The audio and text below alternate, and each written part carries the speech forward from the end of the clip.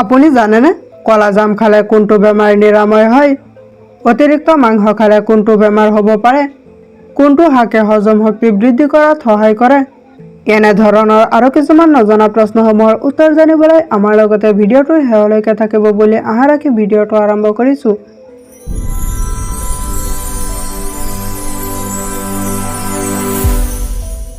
আজিৰ প্ৰথম প্ৰশ্নটো হৈছে কোনটো ফলৰ বীজ খালে হাড় মজবুত হয়?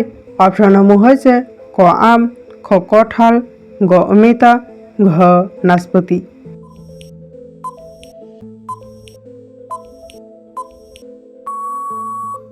ইয়াৰ ভিতৰত শুদ্ধ উত্তৰটো হ'ব অপশ্যন খ কঁঠাল। কঁঠালৰ বীজ খালে হাড় মজবুত হয়। পৰৱৰ্তী প্ৰশ্নটো হৈছে পৃথিৱীৰ কোনখন দেশত মানুহে বেছিকৈ গছ ৰোপণ কৰে?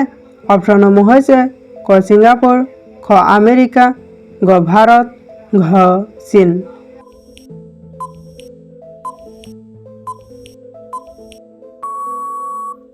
ইয়াৰ ভিতৰত শুদ্ধ উত্তৰটো হ'ব অপশ্যন ঘ চীন। পৃথিৱীৰ ভিতৰত চীন নামৰ দেশত আটাইতকৈ বেছি গছ ৰোপণ কৰে। পৰৱৰ্তী প্ৰশ্নটো হৈছে গাখীৰৰ লগত কি মিহলাই খালে মানুহৰ স্মৃতি শক্তি বৃদ্ধি হয়? অপশ্যনসমূহ হৈছে ক কিচমিচ, খ চেনি, গ খেজুৰ, ঘ নিমখ।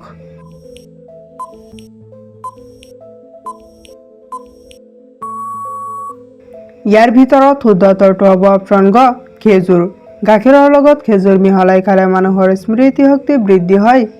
পৰৱৰ্তী প্ৰশ্নটো হৈছে মানুহৰ শৰীৰৰ আটাইতকৈ পাতল ছাল ক'ত থাকে? অপশ্যনসমূহ হৈছে ক কাণত, খ পেটত, গ হাতত, ঘ চকুত।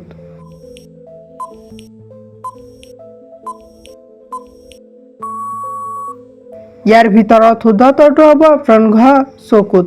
মানুহৰ শৰীৰৰ আটাইতকৈ পাতল ছাল চকুত থাকে। পৰৱৰ্তী প্ৰশ্নটো হৈছে কণী খোৱাৰ পিছত কি খালে শৰীৰত মাৰাত্মক ক্ষতি হ'ব পাৰে? অপশ্যনসমূহ হৈছে ক চেনি, খ দৈ, গ মৌ, ঘ গাখীৰ।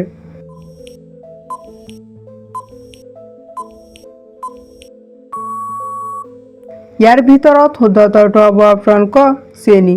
কণী খোৱাৰ পিছত চেনি খালে শৰীৰত মাৰাত্মক ক্ষতি হ'ব পাৰে। পৰৱৰ্তী প্ৰশ্নটো হৈছে কোনটো গছৰ পাত ঘৰত ৰাখিলে মহ ঘৰৰ পৰা পলাই যায়? অপশ্যনসমূহ হৈছে ক কল, খ বাঁহ, গ নিম, ঘ আম।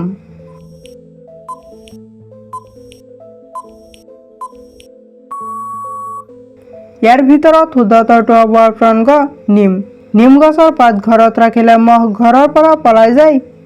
পৰৱৰ্তী প্ৰশ্নটো হৈছে পৃথিৱীৰ কোনখন দেশৰ প্ৰধান খাদ্য কল?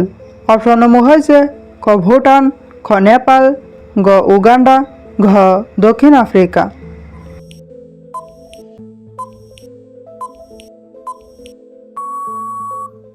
ইয়াৰ ভিতৰত শুদ্ধ উত্তৰটো হ'ব অপশ্যন গ উগাণ্ডা। পৃথিৱীৰ উগাণ্ডা নামৰ দেশৰ প্ৰধান খাদ্য কল।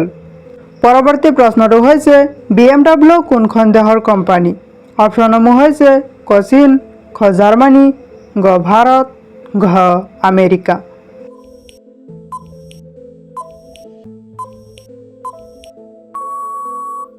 ইয়াৰ ভিতৰত শুদ্ধ উত্তৰটো হ'ব অপশ্যন খ জাৰ্মানী। BMW জাৰ্মানী দেশৰ কোম্পানী। পৰৱৰ্তী প্ৰশ্নটো হৈছে পৃথিৱীৰ কোনখন দেশত প্ৰথম চিগাৰেট আৱিষ্কাৰ হৈছিল? অপশ্যনসমূহ হৈছে ক স্পেইন, খ জাপান, গ ৰাছিয়া, ঘ ভূটান।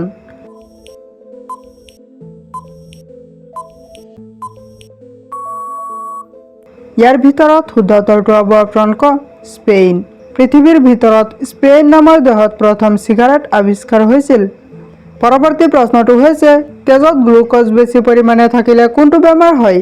অপশ্যনসমূহ হৈছে ক হৃদৰোগ, খ কেঞ্চাৰ, গ ডায়েৰিয়া, ঘ ডায়েবেটিছ।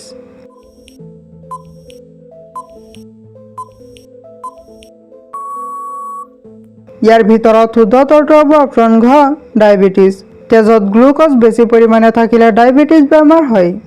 পৰৱৰ্তী প্ৰশ্নটো হৈছে কোনটো প্ৰাণীয়ে জিভাৰে গোন্ধ পায়? অপশ্যনসমূহ হৈছে ক ভেকুলী, খ সাপ, গ কুমিৰ, ঘ জেঠী।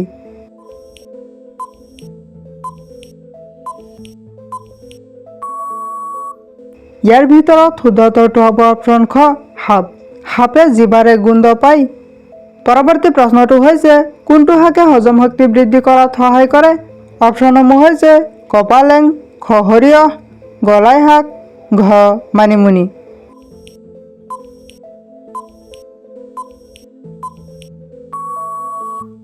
ইয়াৰ ভিতৰত শুদ্ধ উত্তৰটো হ'ব অপশ্যন ক পালেং শাক। পালেং শাকে হজম শক্তি বৃদ্ধি কৰাত সহায় কৰে। পৰৱৰ্তী প্ৰশ্নটো হৈছে কোনটো জীৱই ভৰি নোহোৱাকৈ অতি বেগেৰে দৌৰিব পাৰে? অপশ্যনসমূহ হৈছে ক জেঠী, খ কেঁচু, গ সাপ, ঘ কাছ। ইয়াৰ শুদ্ধ উত্তৰটো আপোনালোকে কমেণ্টত দিবলৈ যত্ন কৰিব। পৰৱৰ্তী প্ৰশ্নটো হৈছে দক্ষিণ ভাৰতৰ কোনখন নদীক গংগা বুলি কোৱা হয়? অপশ্যনসমূহ হৈছে ক যমুনা, খ কাবেৰী, গ সৰস্বতী, ঘ গোদাবৰী।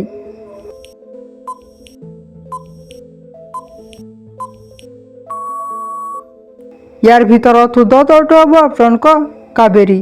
দক্ষিণ ভাৰতৰ কাবেৰী নদীক গংগা বুলি কোৱা হয়। পৰৱৰ্তী প্ৰশ্নটো হৈছে অতিৰিক্ত মাংস খালে কোনটো বেমাৰ হ'ব পাৰে? অপশ্যনসমূহ হৈছে ক ডায়েবেটিছ, খ জণ্ডিছ, গ হৃদৰোগ, ঘ কেঞ্চাৰ।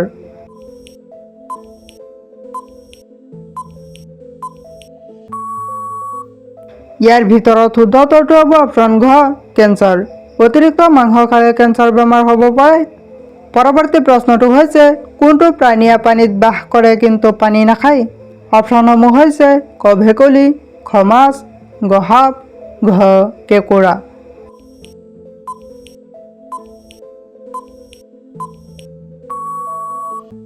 ইয়াৰ ভিতৰত শুদ্ধ উত্তৰটো হ'ব অপশ্যন ক ভেকুলী। ভেকুলী প্ৰাণীয়ে পানীত বাস কৰে কিন্তু পানী নাখায়। পৰৱৰ্তী প্ৰশ্নটো হৈছে ভাৰতৰ বাহিৰে কোনখন দেশত গৰু পূজা কৰা হয়?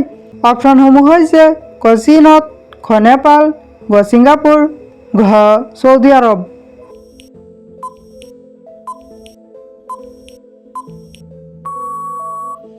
ইয়াৰ ভিতৰত শুদ্ধ উত্তৰটো হ'ব অপশ্যন খ নেপাল।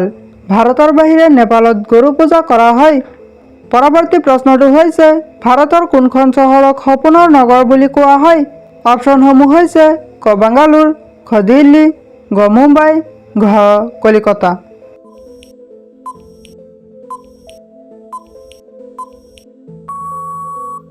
ইয়াৰ ভিতৰত শুদ্ধ উত্তৰটো হ'ব অপশ্যন গ মুম্বাই। ভাৰতৰ মুম্বাই চহৰক সপোনৰ নগৰ বুলি কোৱা হয়। পৰৱৰ্তী প্ৰশ্নটো হৈছে বান্দৰৰ মুখত কিমানটা দাঁত থাকে? অপশ্যনসমূহ হৈছে ক 29টা, খ 30টা, গ 31টা, ঘ 32টা।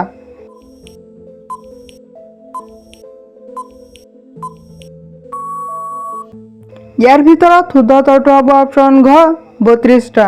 বান্দৰৰ মুখত 32টা দাঁত থাকে। আজিৰ একেবাৰে শেষৰ প্ৰশ্নটো হৈছে কলা জাম খালে কোনটো বেমাৰ নিৰাময় হয়?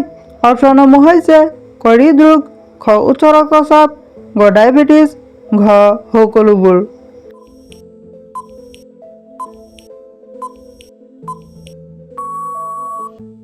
ইয়াৰ ভিতৰত শুদ্ধ উত্তৰটো হ'ব অপশ্যন ঘ সকলোবোৰ।